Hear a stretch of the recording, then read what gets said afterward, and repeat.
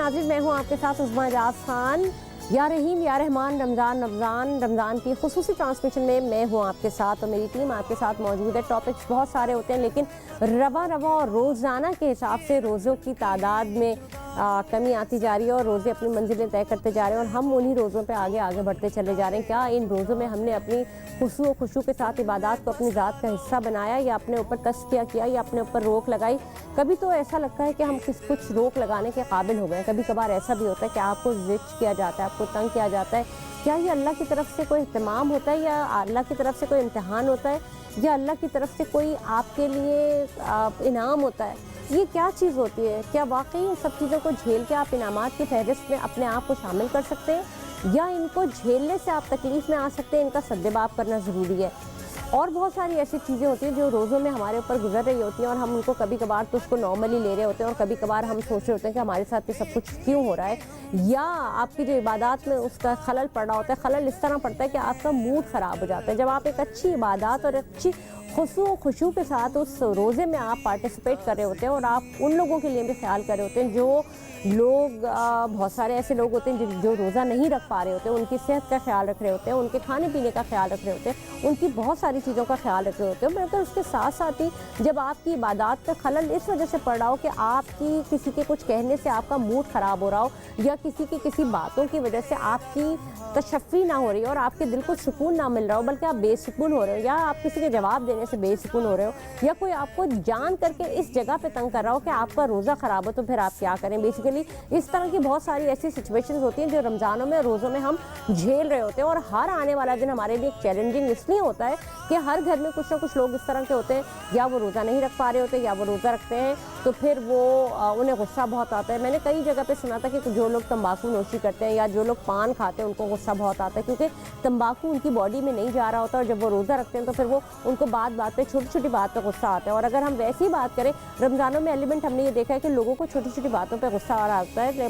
रोज़ों पे रोड्स पे हम देख रहे होते हैं जब ट्रैफिक जैम हो रहा होता है, या जब लोग अपने घरों से, अपने कामों से वापस अपने घरों के लिए जा रहे होते हैं, तो एक लड़ाई झगड़ा धाम मचा हुआ होता है। या किसी को अगर कहीं पे रोज़ा कुशाई के लिए जाना हो, या किसी रोज़ा खोलने के लिए जाना हो, तो भी हमने बड़े लड़ाई झगड़े देखे हैं। लेकिन ये बहरहाल हिस्सा होता है। ये रमज़ान मेहमान है और मेहमानों की तरह आते हैं और मेहमानों की तरह चले जाते हैं। हमें इनकी तारीफ और हमें इनके एहतराम और तहरीम का बहुत खुसूसी ख्याल रखना चाहिए। ये हमें कुछ ले के नहीं जाते, ये हम सबको सब कुछ दे के ही जाते हैं। और जब देने वाली बात आती है तो हम यतीम को कैसे भूल सकते हैं। इस माह रमज़ान में यतीम की कफ़ालत करना, न सिर्फ माह रमज़ान में बल्कि ओवरऑल पूरे साल में यतीमों की किफ़ालत करना कितनी बड़ी ज़िम्मेदारी है। और माह रमज़ान में जब हम आते हैं तो हम किस तरह से यतीमों की किफ़ालत कर सकते हैं, और हमने यतीमों को हम किस तरह से देख रहे होते हैं। क्या यतीम को सिर्फ़ और सिर्फ ज़कात की ज़रूरत ही होती है, या यतीम को किसी और चीज़ की भी ज़रूरत होती है? यतीम के मानी है क्या? बेसिकली यतीम के मानी जिसका बाप नहीं होता, मिस्कीन के माने जिसकी माँ नहीं होती। लेकिन अगर आप बाहर जाके आज की दुनिया में देखें तो आपको हर बच्चा इसी तरह का नज़र आएगा जिसके पास बाप क्यों अहम होता है, क्योंकि वो ब्रेड अर्नर होता है, वो आपका ब्रेड एंड बटर को होल सोल आपको लेके चलता है। लेकिन जब हम बात करते हैं कि बाप आपका ब्रेड अर्नर नहीं है, वो आपके लिए ब्रेड एंड बटर नहीं पे कर सकता, आपको आपकी अपनी किफ़ालत में नहीं आपको ले सकता, तब इस चीज़ का एहसास होता है कि शायद इस पाकिस्तान के सारे ही बच्चे यतीम हैं। इक्का दुक्का कुछ लोग हैं जिनकी किफ़ालत की जा रही है, या जो माँ बाप की तरफ से मुस्तकम है। लेकिन बहरहाल इस हवाले से बात करेंगे, तकरीबन 46 लाख से ज़ायद बच्चे, 46 लाख से ज़ायद बच्चे जो हैं वो यतीम है, जिनकी कफ़ालत कर रही है अल खिदमत फाउंडेशन। हम उनको सलाम पेश करेंगे और हम आपका तारुफ भी कराएंगे। हमारे साथ हमारे बहुत ही मौजूद मेहमान गिरामी जो कि अल खिदमत फाउंडेशन से उनका ताल्लुक़ है, सैयद मोहम्मद यूनुस, नाइब सदर अल खिदमत फाउंडेशन सिंध के। अस्सलाम वालेकुम, कैसे हैं आप? ठीक ठाक हैं, खैरियत से? सबसे पहले तो इस हवाले से आप हमें बताइएगा कि हम अल खिदमत फाउंडेशन को तो दुनिया जानती है और बड़े टाइम से रिलीफ का काम कर रहे हैं, यतीमों के लिए काम कर रहे हैं, लेकिन किफ़ालत की ज़िम्मेदारी का तरीक़ाकार क्या है? बिस्मिल्लाहिर्रहमानिर्रहीम। आपका बहुत बहुत शुक्रिया, आपने प्रोग्राम में बुलाया। मैं थोड़ा सा तारुफ अल खिदमत के हवाले से करा दूँ किस एरियाज़ में वो काम करती है, फिर हम इंशाल्लाह ऑर्फन केयर के उसमें आ जाएंगे।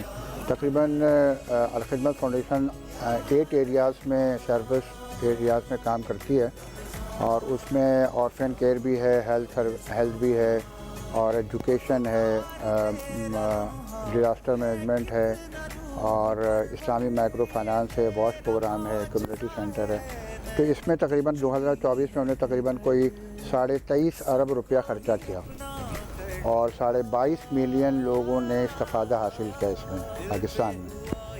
اور اگر ہم اس اورفن کے شعبے کو لے لیں تو اس حوالے سے تھوڑا سا ایک پس منظر ہے. جو 15 رمضان آنے والا ہے اتوار کے دن, تو اس میں ایک بہت بڑی چیز یہ ہو گئی کہ پورے دنیا میں مسلم ممالک میں یہ ڈے منایا جاتا ہے. تو اس میں یہ تھا کہ ایک ترکی کی برادر تنظیم ہے NGO IHH, اس نے ایک تجویز OIC کی تنظیم کو دیا کہ ہم پورے دنیا میں ایک دن جو ہے اورفن کیئر کا منانا چاہیے. تو وہ تجویز OIC نے مانا اور وہ پھر 15 رمضان کو پورے دنیا میں مسلمان ملکوں میں یہ دن منایا جاتا ہے اور یہ پاکستان میں بھی منایا جاتا ہے. پاکستان میں اس طریقے سے ہے کہ ہم نے پھر سینٹ میں اس کو قرارداد منظور کروائی. راجہ ظفر الحق تھے اس زمانے میں, تو 2013 کی بات تھی, یہ 2016 میں پاکستان میں ہوا. تو یہ دن منایا جاتا ہے. اس کے لیے یہ آفیشیل ڈے ہو گیا پاکستان کا کہ بھئی یہ اورفن کے حوالے سے پاکستان میں یہ دن منایا جائے گا. اس حوالے سے ہم نے ایک اور کام کیا کہ بہت ساری تنظیموں کو ملا کے ایک فورم بنایا, پاکستان اورفن کیئر فورم, جس کے سربراہی جو ہے ہمارے الخدمت فاؤنڈیشن سندھ کے نائب صدر ہیں مرکزی فاروق حبیب صاحب, ریٹائر ایئر مارشل فاروق حبیب صاحب, وہ اس کے چیئرمین. اس سے پہلے جو فاؤنڈر تھے وہ عبدالشکور صاحب تھے, ایکس پریزیڈنٹ. تو اس کے بعد تقریباً کو 20 سے زیادہ تنظیمیں اس کے اندر ہیں, موجود ہیں اس فورم کے اندر, اور وہ اس مشکلات میں تجاویز مشورے دیتے ہیں جو ان کے مشکلات ہیں. تو الحمدللہ وہ پھر ہم اس کو ریز کرتے ہیں اور اس کے لیے کام کرتے ہیں. پاکستان کے اندر ایک سروے کے مطابق تقریباً 4.5 ملین بچے اورفن ہیں, اور اس حوالے سے ہم نے جو یہ پروگرام بنایا ہے وہ تقریباً ہم سمجھے کہ 30,000 بچوں کی کفالت کر رہے ہیں پاکستان کے اندر. تو اس 30,000 بچوں کی کفالت جو اس طریقے سے کرتے ہیں کہ پورے پاکستان میں یہ پہلے 30,000 بچے تو بہت کہتے ہیں نا کہ یہ تو اب مطلب ایک بہت اچھا کام تو کر رہے ہیں, لیکن اگر دیکھا جائے تو 30,000 بچے تو اب اس پورے پاکستان میں بہت ایک کم حصہ ہے. ہم کتنے لوگوں کو اس کا حصہ بننا چاہیے اور کیا طریقہ کار ہونا چاہیے؟ جیسے کفالت کی آپ نے بات کی کہ یتیم بچوں کی بڑی تعداد تعلیم, صحت, خوراک سمیت اور بہت دیگر ایسی چیزیں جس کی وجہ سے وہ محروم ہیں, اور بنیادی ضروریات جو ہے ان کے پاس نہیں ہے, ان کا استحصال ہو رہا ہے غربت کی وجہ سے. تو اس کو کیسے کیٹر کرتے ہیں؟ جی اس میں میں ایک میسیج دوں گا لوگوں کو معاشرے میں کہ اگر یہ جو اورفن بچے ہیں بڑی تعداد میں محلوں میں علاقوں میں ہیں, تو اگر ایک بچوں کو بھی وہ لے لے اپنے کفالت میں اور ان کی ہر بندہ لے لے, تو یہ ہر بندہ تو نہیں لے سکتا, ایک محلے میں خاندان کو ایک خاندان لے لے, محلے میں تو لے سکتا ہے نا. تو اس میں ہم تقریباً اس میں وسائل خرچ ہوتے ہیں. جو ہم 30,000 بچوں کو لے رہے ہیں تو 66,000 روپیز ہم لیتے ہیں ایک ڈونر سے, اور اس ڈونر کے پھر ہم ماں کو اکاؤنٹ کھلواتے ہیں. پھر بچوں کی تعلیم ہے 66,000 پر ایئر ایک بچے کا. تو اس میں پھر ہم ماں کو اکاؤنٹ کھلوا کے ان کے اکاؤنٹ میں ڈالتے ہیں. پھر بچوں کے اسکول میں داخلہ اور ان کی فیس اور ان کا جو ایجوکیشن کے حوالے سے جو ساری چیزیں ہیں وہ ہم ان کو مہیا کرتے ہیں. اور پھر اس کے بعد پھر ان کی ماں کو پھر ہم اسلامک فائنانس جو مائکرو فائنانس ہے ہمارا, اس میں سے ہم اگر وہ کوئی ہنر سیکھتی ان کو آتا ہے تو اس کو بھی ہم ان کو دیتے ہیں, مدد کرتے ہیں ان کی, اور وہ کر رہے ہیں انشاءاللہ. ہنرمند پاکستان نا, ہنرمند پاکستان اور ہنرمند مائیں, اور یہ بڑا زبردست آپ نے بہت ہی مطلب جہاں آپ بچے کو, کیونکہ نارملی یہ ہوتا ہے کہ جو کچھ بچے کو اگر کفالت کا پیسہ ملتا بھی ہے تو چونکہ گھر میں افلاس ہوتا ہے, وہ پیسہ گھر میں لگ جاتا ہے اور وہ پڑھائی متروک ہو جاتی ہے, رک جاتی ہے. آپ نے بڑی اچھی بات کی کہ ماں کو ہنرمند بنا رہے ہیں تاکہ ایک سلسلہ آمدنی وہ بھی ہو. اچھا مجھے یہ بھی کہیے گا, ساتھ ساتھ بہت ساری ایسی چیزیں ہوتی ہیں پاکستان میں یتیم بچوں کو بڑے بڑے چیلنجز کا سامنا بھی ہے. الخدمت فاؤنڈیشن ان مسائل کے حل کے لیے کیا ان کی حکمت عملی بھی ہوتی ہے؟ یہ تو آپ نے ہمیں جیسے بتایا کہ اس کے علاوہ اور کس قسم کی ایسی چیزیں ہوتی ہیں جس کی وجہ سے, جیسے کہ بچے کچھ جو پڑھائی کر رہے ہیں یا ان کو سکلز میں بھی ایڈمیشن دلانا ہے, یا اور بھی کچھ, ایک گھر میں 4 بچے ہیں, وہ کیا کیا کر سکتے ہیں, اسی کے اوپر بات کریں گے. ناظرین آپ کہیں جائیے گا نہیں, دیکھتے رہیے یا رحیم یا رحمان رمضان رمضان. ملتے ہیں ایک بریک کے بعد.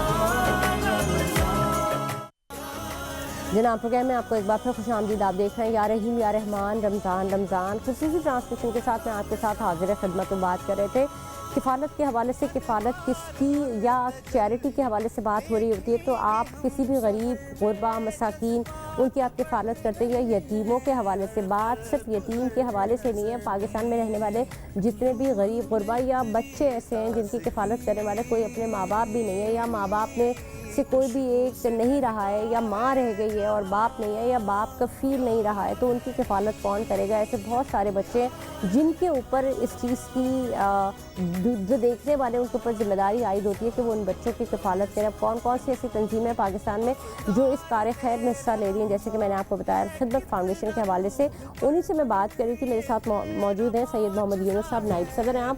आपसे सर ये जानना चाहूँगी, जैसे कि मैंने सवाल किया था कि चैलेंजेस तो बहुत ज़्यादा हैं, तो इन चैलेंजेस से क्योंकि टाइम बड़ा कम है, मैं चाहूँगी जल्दी जल्दी इनका जवाब दें, कैसे नबरत आजमा हुआ जा सकता है। देखिए, जब बाप का इंतकाल हो जाता है तो बच्चे पे जो उनका साया होता है वो उड़ जाता है। चैलेंजेस तो सामने बिल्कुल आ जाते हैं कि जो अपने होते हैं वो भी उनको साथ छोड़ देते हैं, तो उस हवाले से फिर हम उनको जब लेते हैं तो उस चैलेंज का मुकाबला फिर हम करते हैं, और माशाल्लाह से फिर हम उन बच्चों को अपने स्कूल में और जहाँ पे पढ़ाया जा सकता है वहाँ पढ़ाते हैं, उनकी माँ की सपोर्ट करते हैं, फिर उनकी फिर हम और भी काउंसलिंग करते हैं और मैट्रिक और इंटर तक उसको पढ़ाने की कोशिश करते हैं। इसमें दो चीज़ है, एक ऑर्फन केयर के दो प्रोग्राम है, एक है आगोश और एक है फैमिली सपोर्ट प्रोग्राम, जो मैंने आपको बताया कि 30,000 बच्चे हैं। तो ये जो हमें आगोश है तकरीबन कोई 20 से 22 आगोश पूरे पाकिस्तान में है, और 9 जो है अंडर कंस्ट्रक्शन है। तो इसमें हम बच्चों को 24 आवर रखते हैं, जो माँ और बाप। मतलब क्या है आगोश के छोटे बच्चों को रखा जाता है या बड़े बच्चों को? नहीं, 5वीं 6वीं से लेकर बच्चों को रखा जाता है, और इसमें जो है ना वो 24 आवर जो बच्चे हैं ना वो 24 आवर रहते हैं, और वहीं उनकी पढ़ाई और उनका जो खाना पीना रहना और सारी चीज़ें उसी के अंदर होती है।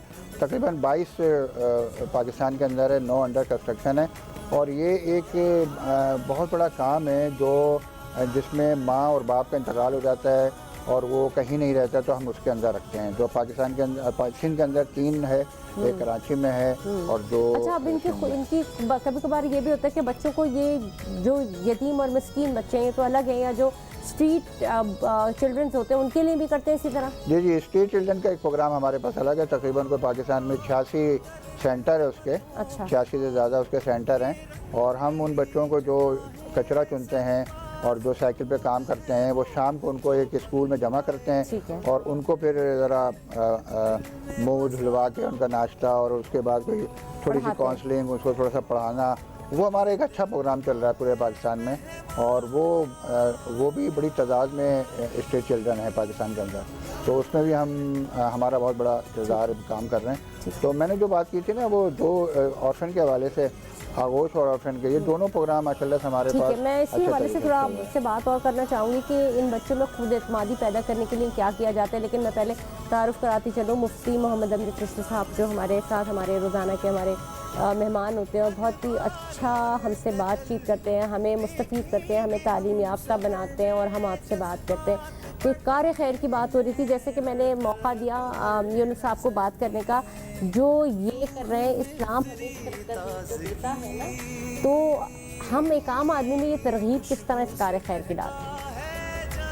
अल्हम्दुलिल्लाहि रब्बिल आलमीन वस्सलातु वस्सलामु अला सय्यदिल अंबिया वल मुरसलीन, अम्मा बाद।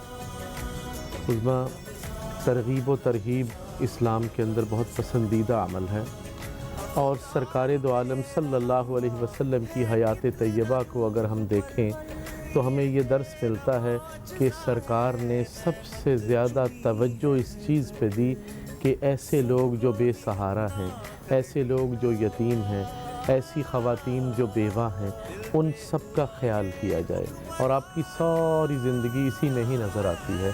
तो ये काम तो सरकार दो आलम सल्लल्लाहु अलैहि वसल्लम की सुन्नत है। जो कोई भी इसको करना स्टार्ट करता है, अल्लाह पाक उससे दुनिया और आखिरत दोनों में बरकतें अता फरमाता है।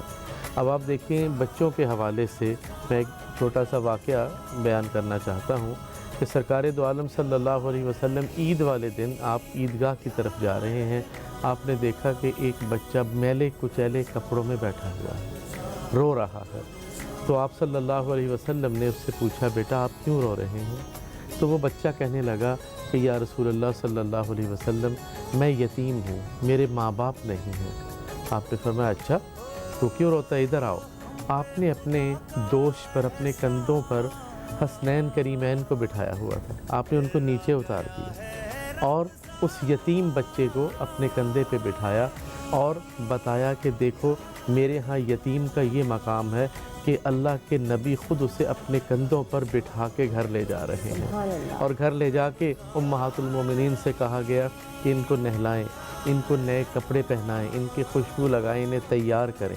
وہ جب تیار ہو گئے تو پھر اس بچے کو لے کے آقا علیہ السلام آ رہے ہیں اور فرمایا بیٹا آج کے بعد تم پریشان نہ ہونا، تم یتیم نہیں ہو، تم میرے بیٹے ہو، آج سے تمہارے باپ جو ہیں وہ محمد عربی صلی اللہ علیہ وسلم ہیں۔ سبحان تو وہ بچہ کھیلنے لگ گیا، خوش ہو گیا کہ میں یتیم نہیں ہوں، میرے باپ تو رسول اللہ صلی اللہ علیہ وسلم ہے۔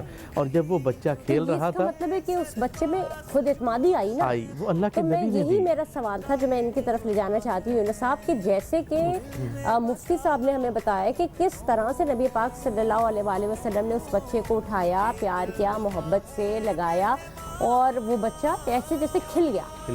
تو یہ جو خود اعتمادی کی فضا آپ کیسے ڈالتے ہیں؟ کیونکہ بچے جو ہیں جب ان کے ماں باپ نہ ہو یا ماں نہ ہو یا باپ نہ ہو یا کفیل نہیں ہو کوئی ان کا، تو وہ بڑے شیٹرڈ ہو جاتے ہیں۔ دیکھیے بالکل بہت اہم بات ہے جو آپ نے کی اور مفتی صاحب نے بھی بیان کی کہ میں خود جاتا ہوں، دیکھتا ہوں بہت سہمے ہوئے ہوتے ہیں، بات نہیں کرتے ہیں، کانفیڈنس نہیں ہوتا ان کے اندر، اور کوئی آ گیا تو وہ دیکھ رہے ہوتے ہیں کسی کو، ہے نا۔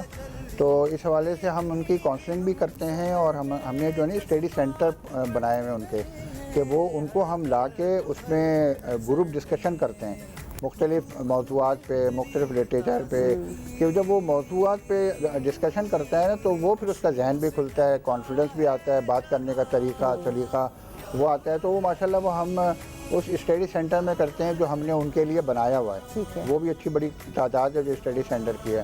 تو اس سے پھر ہم ان کی کاؤنسلنگ بھی کر رہے ہوتے ہیں، ساری چیزیں کر رہے ہوتے ہیں، اس وجہ سے ان میں کانفیڈنس آتے ہیں۔ ٹھیک بہت بہت شکریہ سید محمد یونس صاحب، نائب صدر موجود تھے ہمارے ساتھ الخدمت فاؤنڈیشن سے، ان کے حوالے سے انشاءاللہ آگے اللہ تعالیٰ نے موقع دیا تو آپ ضرور آئیے گا دوبارہ پروگرام میں۔ میں چاہتی یہی ہوں کہ ہم بہت ساری ایسی چیزیں اور بہت ساری ایسی باتیں کر سکیں تاکہ ایک کو دیکھ کر ایک جب نیکی کی ایک راہ کھلتی ہے تو باقی کے جو آس پاس کے لوگ ہوتے ہیں ان کے اندر بھی یہ جذبہ پیدا ہوتا ہے اور نیکی کی طرف مائل ہوتے ہیں، ایٹ لیسٹ خود نہ کر سکے اور اگر وہ دیکھ رہے ہوتے ہیں کہ کہیں پہ نیکی کا کام ہو رہا ہے تو اس کار خیر میں حصے دار تو بن سکے۔ تو میں آپ کا شکریہ ادا کروں گی جناب۔ پروگرام کا سلسلہ اسی طرح سے چلتا رہے گا لیکن وقت تو ایک بریک کا، آپ دیکھ رہے ہیں یا رحیم یا رحمان، رمضان رمضان، ملتے ہیں ایک بریک کے بعد۔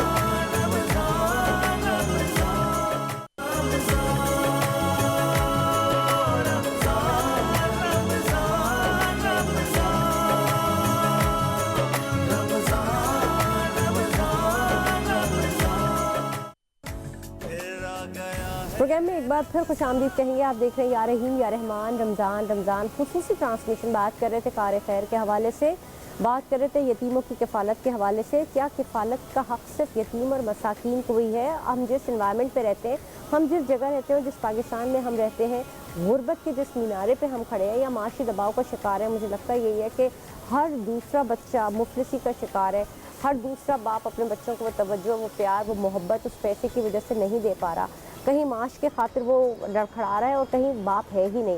تو یہ بہت سارے ایسے مسائل ہیں جس کے اوپر بات کی جا سکتی ہے۔ تو کار خیر کا حصہ بننے کے لیے کیوں نہیں کچھ لوگ، بلکہ ہمارے ملک میں تو چیریٹی بہت ہی زیادہ ہوتی ہے اور کار خیر کے کام بھی بہت زیادہ ہوتے ہیں، لیکن جب بات بہت سارے ایسے کار خیر ہوتے ہیں جس میں مختلف جیسے زکوٰۃ ہے، خمس ہے اور بہت ساری ایسی چیزیں وہ رکھے اسی لیے گئے کہ دنیا میں یا قوموں میں مساوات اور لوگوں کو کھانا پینا میسر آ سکے۔ اسی پہ بات کریں گے، مفتی صاحب ہمارے ساتھ موجود ہے۔ مفتی صاحب، اور کون سے طریقے ہوتے ہیں جس کی وجہ سے ہم کار خیر کا حصہ ایک عام آدمی بھی بن سکتا ہے، ایک عورت، عام عورت بھی بن سکتی ہے، ایک عام انسان بھی بن سکتا ہے؟ عظمہ دیکھیں، جیسے کہ یہ ماہ مبارک چل رہا ہے تو اس مہینے میں اللہ تبارک و تعالیٰ نے ایک بڑی زبردست چیز رکھی ہے، وہ ہے صدقۃ الفطر، کہ آپ نے عید کی نماز سے پہلے صدقۃ الفطر ادا کرنا ہے۔ وہ کیا کہ وہ ان لوگوں میں، صدقۃ الفطر کے بارے میں یہ ہے، امیر بھی دے، غریب بھی دے، فقیر بھی دے صدقۃ الفطر، اس لیے کہ آپ یعنی کے جو اندر امیر اس سے چھوٹے کو اس سے کم کو اس سے کم کو، تاکہ کوئی نہ بچے، کوئی نہ بچے چین بن جائے. اور غرباء کی عید کا سامان بھی ہو جائے. اور دوسرا یہ ہے کہ ایک جذبہ اندر پیدا ہو جائے اور ان کو جو ہے ایک طرح سے جذبے کو ابھارنا ہے کہ ہم نے جو ہے دوسروں کے لیے بھی کام کرنا ہے، ہم نے ایثار پیدا کرنا ہے، ہم نے قربانی دینی ہے. اور وہ اللہ کے نبی نے اس لیے کیا اس کو کہ پہلے غریب کی عید ہوگی، بعد میں امیر کی عید ہوگی. تو ایک تو اس حوالے سے یہ کر دیا گیا. ٹھیک ہے، پھر اس کے علاوہ اتنی ترغیب و ترہیب دی گئی، ثواب بڑھا دیا گیا کہ اس ویسے بھی بہت ہے. ویسے یہ کہ آپ عام دنوں میں اللہ کی راہ میں 1 خرچ کرتے ہیں، 10 دنیا میں 70 آخرت میں. یہ ہے ترغیب و ترہیب. اس سے ہٹ کے یہ ہے کہ صرف اسی پہ نہیں، آپ فکس نہیں کر سکتے. اللہ بہت بڑا ہے اور وہ اپنے حساب سے عطا کرتا ہے. وہ یہ نہیں دیکھتا کہ میں نے تھوڑا دینا ہے، وہ بے پناہ عطا کرتا ہے. تو اللہ تبارک و تعالیٰ کے ساتھ تجارت کہ اللہ کی راہ میں دیں، اللہ تعالیٰ بڑھا کے عطا کرتا ہے. اور اس مہینے کے اندر پھر 700 گنا تک اجر بڑھ جاتا ہے. تو یہ بھی اس طرف رجحان پیدا کیا جا رہا ہے تاکہ معاشرے کے تمام افراد جو ہیں ایک اچھی زندگی بسر کر سکیں. زکوٰۃ ایک ایسا اعلیٰ نظام ہے اسلام کے اندر، اگر صحیح معنوں میں اس کے اوپر عمل ہو جائے تو میں کہتا ہوں کوئی غریب ہی نہ رہے. اور ایک وقت وہ بھی تھا آپ صلی اللہ علیہ وسلم کے دور میں کہ بیت المال کے اندر جھاڑو لگتا تھا، سارا خالی کر دیا جاتا تھا. اتنا وہ اللہ کے نام خرچ. سوال تھا تھوڑا سا کہ جو بینکاری کا نظام ہے اس میں سے آٹومیٹکلی کٹوتی ہو جاتی ہے، تو یہ تو طریقہ کار آپ کو لگتا ہے کہ اب ایک انسان اپنے ہاتھ سے زکوٰۃ دینا چاہتا ہے، اس کو اچھا لگتا ہے اپنے ہاتھ سے جہاں پہ دینا ہے، تو اس نظام تو صحیح ہے، ٹھیک ہے، بالکل اسی طرح. دیکھیں یہ ٹھیک نہیں. یا تو آپ کے ہاں ایک زکوٰۃ کا آپ کے ملک کے اندر ایک اسلامی نظام رائج ہو اور باقاعدہ اس کے اندر ایک زکوٰۃ کا نظام ہو جس پہ لوگ خود اپنی زکوٰۃ جمع کرائیں کہ یہ سرکاری طور پہ لوگ ڈھونڈ کر ان کو زکوٰۃ دی جائے گی. ٹھیک ہے، وہ ایک الگ چیز ہے. یہاں پہ آپ اپنے مال کی مالک ہیں اور آپ خود اپنے حساب سے دینا چاہتے ہیں. اس پہ وہ کیوں، اگر ہم اس کے اوپر، اگر یہ غلط تو نہیں ہوگا کہ اگر ہم وہاں جا کے بینک میں اس کو ہم اپنے آپ کو اس سے مستثنا کر لیں، کیونکہ ہم تو آلریڈی دے رہے ہیں. بالکل مستثنا کرنا چاہیے اور خود دینا چاہیے اور دیکھ کے ان لوگوں تک آپ پہنچائیں کہ جو مستحق ہیں، تاکہ ان لوگوں کا بھلا ہو جائے، غریبوں کا بھلا ہو جائے. ہوتا یہ ہے کہ ایسے لوگ کہ جو خود اس قابل ہوتے ہیں کہ زکوٰۃ دیں، وہ زکوٰۃ لے رہے ہوتے ہیں، کیونکہ ہمارے یہاں اس کے بارے میں آگہی بھی نہیں اچھا ہے. مجھے ایک بات بتائیے، ویسے نارملی اگر زکوٰۃ ہمارے ملک میں آپ کو لگتا ہے کہ اتنے لوگوں کے پاس اتنا ہوتا ہے مال کہ وہ اتنی زکوٰۃ دیں؟ یعنی کہ فرض کر دیں کہ اگر کسی کے پاس 25 تولے سونا ہے، اچھا ہوتا ہے نا، کسی امیر کے پاس ہی ہوگا نا 25 تولے سونا، یا غریب کے پاس ہوگا، کیا آئیڈیا؟ یہ تو امیر کے پاس ہے. آج کے دور میں غریب کے پاس تو 1 تولہ بھی ہونا مشکل چلے ہے. 25 تولے اگر کسی کے پاس سونا ہے، 25 تولے سونے پہ زکوٰۃ کتنی بنتی ہے؟ یہ اس کی مارکیٹ ویلیو دیکھی جائے گی. ٹھیک ہے، فرض کریں کہ 3 لاکھ روپے تولہ ہے. ہاں 3 5 15 ہو گیا نا، اور 3 2 6 تو کتنا بن گیا؟ یہ تقریباً بن گیا لاکھ، مطلب یہ جو بھی کوئی اماؤنٹ بنی اس کا آپ نے 2.5% نکال لیا. 2.5% اگر آپ نے نکال لیا کہ فرض کر لیں کہ اگر آپ کی 25 لاکھ یا نہیں، آپ سمجھ لیں کہ آپ کی 50 لاکھ یا 75 لاکھ کی آپ کی اماؤنٹ بنی ہے، 75 لاکھ کی آپ کی اماؤنٹ بنی ہے، 75 لاکھ کا آپ اگر 2.5% نکالتے ہیں تو آپ کا 2.5% کتنا بن گیا ہے ٹوٹل؟ تقریباً 10-12 لاکھ تو بنی جائے گا. نہیں کم بنے گا کافی، میرے خیال میں 3-4 لاکھ ایسا بنے گا کچھ. اب اگر آپ نے اس کو مہینے کے حساب سے 20,000 روپے مہینہ آپ نے کسی کو دینا شروع کر دیا، آپ نے 2 گھر باندھے ہوئے 10-10 ہزار سے، تو راشن تو آئی جاتا ہے نا. 3 گھر باندھ دیا آپ نے 10-10 ہزار، 30,000 آپ سے ہوئے، تو آپ نے 1 سال میں آپ کے کتنے 3 لاکھ، یہ تو آپ کا 1 سال میں یوں اتر گیا. تو اتنا تو کوئی مشکل کام نہیں ہے نا، اتنا مشکل کام نہیں ہے. تو یہ میں وہ والا بتا رہی ہوں کہ جو جن کے پاس ایک اچھا مال ہے، لیکن اس سے کیا کسی کے گھر میں اگر آپ 10,000 روپے دے رہے ہیں یا کسی ایک کے گھر میں 10,000 دے رہے ہیں، اس سے کیا ہی بھلا ہو جاتا ہے. بالکل بہت اچھی چیز ہے، ہونا چاہیے. بالکل ہو سکتا ہے کہ آپ اپنی زکوٰۃ اس طرح سے ڈیوائیڈ کر کے بھی خرچ کر سکتے ہیں. اور اس میں پھر میں اس طرف آؤں گا کہ سب سے پہلے اپنوں کو دیکھیں. اپنے جو اقربا ہیں، آپ کے رشتہ دار ہیں، آپ کے پڑوس کے لوگ ہیں، آپ کے ملازمین ہیں، سب سے پہلے انہیں دیکھیں، وہاں سے سٹارٹ کریں. اچھا، اور بعض لوگ ایسے سفید پوش ہوتے ہیں کہ جو بالکل کہہ نہیں پاتے، ضرورت مند ہوتے ہیں لیکن انہوں نے اپنا ان کی سیلف رسپیکٹ ہے، وہ کہتے ہیں کہ ہم کس طرح ہو جائیں گے، کس طرح مانگیں گے. اور وہ اپنے آپ کو بہت اس چیز میں وہ فیل کرتے ہیں اگر ان کو یہ پتہ چل جائے کہ ہمیں جو ہے یہ صدقہ دیا جا رہا ہے یا زکوٰۃ. تو ایسے لوگوں کی دل آزاری بھی نہ ہو، بھلے انہیں بتائے بغیر، کیونکہ ہم تو جانتے ہیں بتائے بغیر بھی دے سکتے ہیں انہیں دے نا. سکتے ہیں بالکل، اور دینا ہی ایسے چاہیے تاکہ دل آزاری نہ آپ کو ہو. پتہ ہونا چاہیے، آپ جانیں اور اللہ جانے، اللہ جانے. مگر آپ باقی اگر آپ کسی کو دے رہے ہیں تو آپ اس کی مدد کریں. اور وہ بھی شرما حضوری میں نہیں پوچھ رہا، کیا پتہ اسے اندر خانے پتہ ہو، لیکن اگر کسی کا بھرم ہے تو بھرم رہ جائے. رہنا چاہیے، ٹھیک ہے. ضروری اچھا، ہے. اب اور کون سے ایسے طریقے ہوتے ہیں جس کی وجہ سے ہم کفالت کر سکیں؟ کفالت کی بات جب آ جاتی ہے، بچوں کو پڑھانا ہے. اب دیکھیں بات یہ کہ ترقی کا زمانہ ترقی کر رہا ہے، اگر کسی کے پاس چند پیسے ہیں وہ بزنس کی طرف جا رہے ہیں، لیکن غریب اب غریب جو ہاؤس ہیلپ ہے وہ تعلیم کی طرف جا رہے ہیں کہ وہ اپنے بچے پڑھائیں. تو یہ جب وہ کہتے ہیں نا کہ بدلتا ارتقا بدلتی ہے، اور وہ غریب جو اپنے بچے کو بالکل نہیں پڑھاتا تھا، کام کاج پہ لگاتا تھا، وہ غریب نے کم از کم ایٹ لیسٹ اسکول شروع تو کرایا بچوں کو. اس سلسلے میں دیکھیں جو اچھی بات ہے نا گورنمنٹ کی، اس کو اپریشیٹ بھی کرنا چاہیے. ہمارے ہاں گورنمنٹ کے اقدامات اس چیز میں بہت زیادہ ہیں.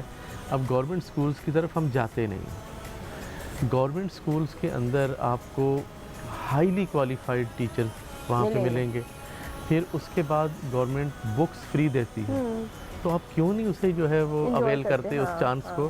تو وہ کرنا چاہیے. وہاں بچے داخل کر، بس وہ ایک بیٹھ گیا دماغ پہ کہ نہیں پرائیویٹ اسکول میں ہی ہم نے. ٹیچرز آتے بھی نہیں نا، یہ بھی تو بات ہوتی ہے، ٹیچرز نہیں آتے، ویسا نہیں پڑھاتے. اب وہ دور نہیں رہا. وہ کچھ چند ایریاز ایسے ہو سکتے ہیں، لیکن اب چیک اینڈ بیلنس اتنا زیادہ ہے. گورنمنٹ نے ایسا نظام بنایا ہوا ہے، اور دن بدن چونکہ باہر کی تنظیمیں بھی اسے فوکس کر رہی ہیں، دیکھ رہی ہیں، تو اتنا زبردست بنا دیا ہے. اور میں تو ایک دن سوچ رہا تھا کہ اگر ایسا ہی چلا تو آنے والے 10 سے 15 سالوں کے بعد جو بہت ہائی برانڈز ہیں ان کے علاوہ باقی پرائیویٹ اسکول تو شاید نہ ہی بچے اگر لوگ اس طرف آ گئے. کورس اتنا زبردست، انگلش میڈیم کورس. یہ جو این جی اوز اور باہر کے ادارے دیکھ رہے ہیں، بالکل دیکھ رہے ہیں. پھر تو میرے خیال میں مجھے پھر تو یہی نافذ ہو جانا چاہیے. بلکہ میں نے پرسنلی دیکھا کہ کچھ ایسے گورنمنٹ سکولز کے جن کو این جی اوز نے گود میں لے لیا. اچھا. کہ جی ہم اپنا سٹاف یہاں پہ رکھیں گے، یا سٹاف کی کمی ہے ہم سٹاف دے رہے ہیں. یہاں بچوں کو یونیفارم ہم دیں گے، یا ان کو کھانا بھی دیں گے. کھانا بھی بعض اسکولز میں مل رہا ہے. جیسے میری ممی بتاتی تھی کہ پرانے زمانے میں وہ کہتی تھی کہ جب ہم اسکول جاتے تھے تو وہاں پہ دودھ ملتا تھا، اور جب آپ بچے اسکول آتے تھے تو ان کو بریک فاسٹ کے لیے ایک آپ کو وہ بوائلڈ ایگ اور آپ کو گلاس آف ملک ملتا تھا. تو یہ کس زمانے مطلب ممی وغیرہ کا جو میں زمانہ بتا رہی ہوں کہ اس زمانے میں وہ اسکولوں کی بتا رہی ہیں کہ یہ سب ہوتا تھا. ادھر اسی پاکستان کی بات بتا رہے ہیں. اور پھر اس کے ساتھ ساتھ اور بہت ساری چیزیں ہوتی تھیں جو کرتے تھے، اور بڑی ایکٹیویٹیز ہوتی تھی، بینک میں اکاؤنٹس کھلتے تھے، اور بڑی نئی نئی چیزیں ہو رہی ہوتی تھی. لیکن اب ہم دیکھتے ہیں یہ سب وہ اسکول تھے جو کہ لوکل اسکول ہوتے تھے، جو عام گورنمنٹ. ابھی بھی دیکھیں، میں خود دیکھتا ہوں اپنی نظر سے کہ ابھی ایسا سسٹم کیا ہوا ہے کہ گورنمنٹ کی طرف سے فنڈز ملتے ہیں، باقاعدہ لوگ وہ لا رہے ہوتے ہیں اسکول میں، اٹیسٹ کروا کے لے کے جاتے ہیں. انہیں جو ہے بچوں کی فیس مل رہی ہے، کتابوں کے خرچے مل رہے ہیں، وہ ایک الگ ہے. گورنمنٹ اپنے اسکولز کے اندر بکس فری دے رہی ہے، وہ الگ ہے. چانس تو سب مل رہے ہیں. مجھے ایک بات بتائیں، جو گورنمنٹ کا جو نصاب ہے وہ نصاب کیا ہے؟ اتنی باتیں، اتنا روتے رہتے ہیں نصاب کے اوپر گورنمنٹ کا. آپ کو لگتا ہے کہ وہ اچھا نصاب اب آ رہا ہے؟ دیکھیں بہترین نصاب ہے گورنمنٹ کا. نصاب جو ہے بہترین ہے، اس میں جو ہے کوئی شک نہیں ہے کہ وہ ہمارے گراؤنڈ ریئلٹی دیکھنی پڑتی ہے. تو as you know that I am a educationist, ٹھیک ہے. تو ایک ماہر تعلیم ہونے کے ناطے، ایک ایجوکیشنسٹ ہونے کے ناطے میں دیکھتا ہوں کہ گراؤنڈ ریئلٹی بڑی ضروری ہوتی ہے کہ ہمارے بچے جس ماحول میں ہیں اس میں اس نصاب بھی ویسا انہیں جو ہے لگایا جائے کہ جس سے وہ کچھ ارن کر سکیں، کچھ سیکھ سکیں، ان کی جو ہے لرننگ پاور بڑھے. تو وہ بڑھے گی کہ ان کو جو ہے آپ اگر کہہ دیں کہ آپ پیورلی انگلش میڈیم اگر آپ ان کو دیں ماحول، تو وہ اس کو وہ نہیں ایکسیپٹ کر سکتے، کیونکہ ان کا گھر کا ماحول یہ ہے کہ گھر میں جو ہے موسٹلی ایسے گھرانے ہیں کہ جہاں کسی کو انگلش ہی نہیں آتی. گھر میں جو ہے 24 آورس اردو بولنی ہے یا اپنی علاقائی زبان بولنی ہے. تو ایسے میں اگر وہ ہم چاہیں کہ انہیں جو ہے ٹوٹلی وہ ہم کیمبرج سسٹم دے، تو کیمبرج سسٹم ہم نہیں دے سکتے. انہیں ہم نے میٹرک سسٹم ہی دینا ہے. اور آپ دیکھیں پیچھے جائیں تو وہی میٹرک سسٹم والے لوگ وہ جو ٹاٹوں پہ بیٹھ کے پڑھتے تھے بڑے بڑے عہدوں پہ گئے. بالکل اس میں کوئی شک نہیں ہے. کیوں؟ اس کے اوپر تعلیم پہ فوکس تھا. اب فوکس دکھاوے پہ ہے کہ کون سے برانڈ کے اسکول میں بچہ پڑھ رہا ہے. یہ ہم لوگ دکھاوا آ گیا ہمارے اندر, اور افسوس کے ساتھ یہ ہے کہ غربا کے لیکن اندر میں بھی آپ کو ایک اور بات بتاؤں, بات دکھاوے کی بھی نہیں, کمپٹیشن اتنا ٹف بھی ہے نا.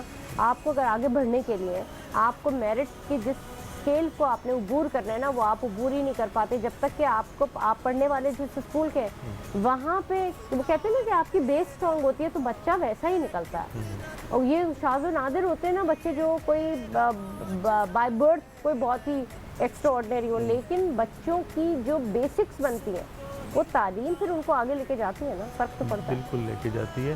اور اس کے اندر آپ کو دیکھیں صرف بچہ ہی پڑھنے والا نہیں, آپ کو اسے پورا ایسا انوائرمنٹ دینا پڑتا ہے. اب بیچارہ جو ہے گھر میں آ گیا, گھر کے اندر جو اسے بچے کو ٹائم ہی نہیں مل رہا, آلو لے آؤ, سبزی لے آؤ, یہ کر لو, وہ بیچارہ اسی میں لگا ہوا ہے. اسی میں اسے ٹائم نہیں مل رہا تو وہ کیسے وہ کر سکے گا.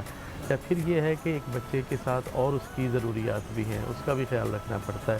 اور ہمارے یہاں یہ ہوتا ہے کہ اور ہم اگر لو کیٹیگری میں جائیں جس میں ہم کہتے ہیں جو ایسے لوگ جو غربت کی لکیر کے نیچے ہیں, وہاں بچہ بڑا ہو گیا نا, اب میٹرک کر لی بس کافی ہے, اب اور کیا پڑھانا, اسے کام پہ لگاؤ تمہارا سہارا بنے. یہ نہیں کہ اس بچے کو. آج میں آپ کو بڑے مزے کی بات بتاتی ہوں. کل کے میں واقعہ آپ کو سناتی ہوں. میرے گھر پہ ایک چاچا آتے ہیں, کبھی کبھی میں انہیں بلا لیتی ہوں, کام وام ہوتے میں بلا لیتی ہوں. تو میں نے کل ان کو کہا تھا کہ بھائی افطار کے بعد میں آ جاؤں تو آپ آ جائے گا, مجھے کچھ کام کرانا تھا. تو آ گیا, میں ان کو لے کے گئی. جب میں واپس لے کے آ رہی تھی گھر سے, تو میں گاڑی چلا رہی تھی, میرے ہسبینڈ بھی ساتھ ہی, میں چاچی سے ویسے پوچھ رہی. تو چاچا نے کہا کہ وہ لکی مروت سے ان کا تعلق تھا. ایک بیٹا ان کا کہہ رہا تھا 16ویں فائنل کر رہا ہے, 16ویں فائنل وہ چلاتے ہیں نا, ڈرائیور ہے, ماسٹرز کر رہے, مطلب انہوں نے اپنی زبان میں بتایا 16ویں فائنل. ایک بیٹی 12ویں, ایک بیٹی 10ویں, ایک بیٹے نے 10واں, یہ وہ مجھے بتایا تھا, اور ایک 14ویں. تو کہنے لگے میں نے بڑی کوشش کی ہے بچوں کو پڑھانے کی. میں نے کہا سبحان اللہ, مطلب میں آفرین ہوں ایسے لوگوں کے اوپر, ایسے ماں باپ پہ جنہوں نے اتنی محنت کر کے, اور وہ پاکستان یہاں پہ مطلب بچے وہاں گاؤں رہتے ہیں اور وہ یہاں کراچی میں رہ کے کام کر رہے تھے. اور تو میں نے ان سے پوچھا کہ ہو جاتا ہے گزارا وغیرہ کیا کرتے ہیں. تو کہتے ہیں کہ میں 30,000 گھر بیچتا ہوں اور 5,000 گھر میں رکھتا ہوں, باقی کے چھوٹے موٹے جیسے ہم لوگ کبھی بلا لیں, کوئی کام پڑ جاتا ہے تو اس کے بن جاتے ہیں, تو کچھ نہ کچھ تو میرا ایسا گزارا ہو جاتا ہے. تو کہنے کا مقصد یہ تھا کہ دیکھیں ان میں جتنا رجحان ہے نا پڑھانے کا, اور بچے پڑھ بھی رہے ہیں, تو یہ بڑا فرق پڑتا ہے اس سے. اور ہم بس اب جا رہے ہیں, جاتے جاتے آخری کلمات. میڈیا کا بڑا کردار ہے, آپ لوگوں کا بڑا کردار ہے. اسی وجہ سے اب گاؤں والے لوگوں میں اتنی اویئرنیس آ رہی ہے کہ وہ ایجوکیشن کو جو ہے وہ سمجھنے لگ گئے ہیں کہ جو اس کے بغیر گزارا نہیں ہے. بالکل. تو یہ اس پہ میڈیا کو جو ہے وہ اپریشیٹ کرنا چاہیے. آپ لوگوں نے بہت محنت کی ہے اس چیز. بالکل, اس میں کوئی شک نہیں ہے. یقیناً ہم سب مل کے ہی یہ بھی کار خیر ہے ناظرین, یہ بھی کار خیر ہے. آپ کسی انسان کو اس کے پاؤں پہ کھڑا کرا دیں اور اس بچے کے ساتھ محنت کریں, یہ بھی کار خیر ہے. تو جناب آج کے پروگرام میں اب تک کے لیے اتنا ہی. میں بہت شکریہ آپ کا کہوں گی. مفتی صاحب آپ یہاں پہ آتے ہیں اور ہمارے لیے ہمارے پروگرام کی رونق بخشتے ہیں. تو جناب پروگرام میں اب تک کے لیے اتنا ہی. مجھے دیجیے اجازت. آپ دیکھ رہے ہیں یا رحیم یا رحمان, رمضان پاکستان زندہ باد.